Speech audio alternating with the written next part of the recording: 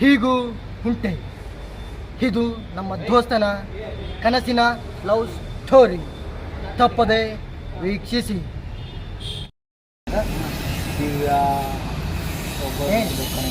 ರಾಜು ಮುಟ್ಟಿದ ಎಲ್ಲ ಒಂಥರ ಖರ್ಚುಗಳು ಕೊಟ್ಟಂಗೆ ದಿವ್ಯಾ. ದಿವ್ಯಾ ಮಧ್ಯಾಹ್ನ ಕಿಟ್ಬಿಟ್ಟಿದ್ದೀವಿ.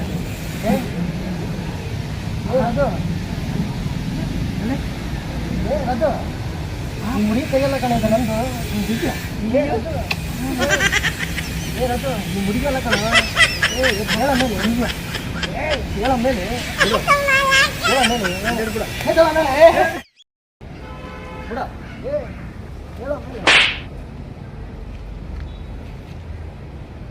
ಏನು ಏನು ಮಾಡ್ತಿದ್ದಿ? ಯಾವ ಲೋಕದಲ್ಲಿ ಇದ್ದೀನಿ ನೀನು? ರವಿ ನೀನಾ? ಏನು ಮಾಡ್ತಿ? ಹಾಂ, ನೀನು ಯಾಕೆ ಬರೋಕೆ ಹೋದಲೆ? ಏನು ಮಾಡ್ತಿದ್ದೆ?